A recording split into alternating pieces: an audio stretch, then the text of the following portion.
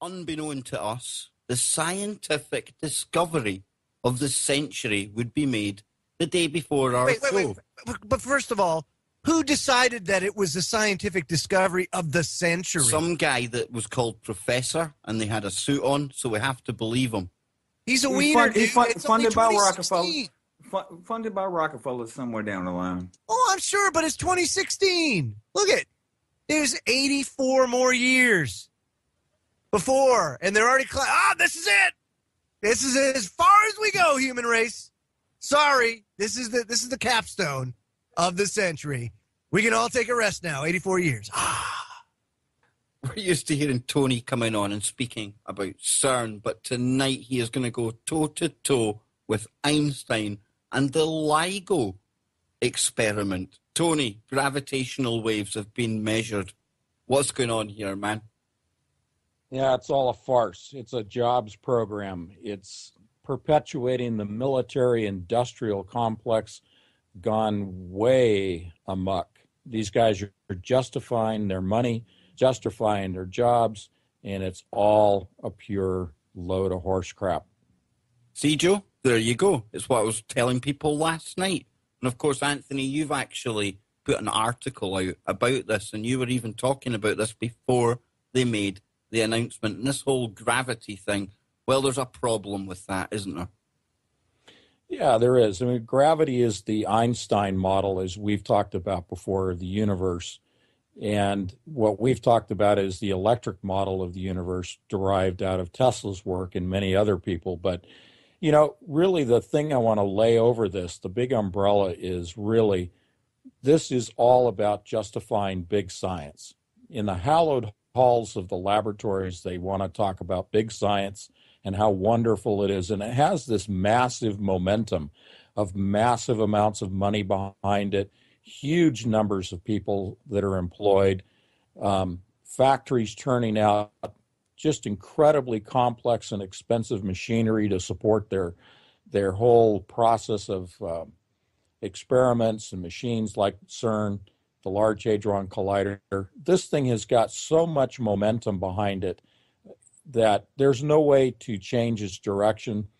If you as a scientist speak up against the gravity model, you are shut down, shoved out of the group, cut off from any funding, and your career is effectively dead. And I mean, Newton himself, he even said that his law of gravity, as they call it, and we still call it today, it wasn't even a hypothesis. What he was doing was he was describing the effect.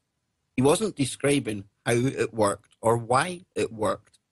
So there, straight off the bat, is the first clue that gravity might not be the main game in town. And Joe, it's going to be kind of confusing for people tonight because of all the news in the mainstream about gravity, gravitational waves, stuff like that. But we're going to have to get their head round electric universe. Absolutely. But in the same regard, and I think Tony explained this while we were talking off air, and I think it would be a good time to kind of bring this in now, especially related to Einstein, that you can take what Einstein said and change some of the words from gravitational wave or gravity to magnetism, and it fits. So is it just a play on words? You know, that's a question. Go ahead, Tony. Oh, I was going to say it's Kristan. You almost sound like Edward. You almost sound like Edward Leeds Scullman over there talking about magnetic current and dual polarities and how everything is a polarity and you can reverse that and make things weightless. That's funny, Joe. But one thing I did feel or hear interesting that your guest was talking about is how they're actually working towards using science to fit a belief. So instead of taking science and seeing what the outcome is, they have a predetermined outcome, and they want to build a science within that outcome, because if anything happens outside of that outcome, it could not be possible, or it's not the reaction that they'd want. So it sounds like a controlled environment and controlled science. And it's just like global warming. If you don't believe in global warming, you won't be able to get a job in the weather industry. You know? Exactly. So exactly. Yep. Very, very well stated, Kristan. You're right. It is a dogma. Somebody that spoke out a lot about that in the scientific community was Tom Bearden. Tom Bearden really spoke about how science has over time really become a dogma, even though it has been probably for like the last at least 100 years, if not more. It's really a good way to keep humanity under the thumb.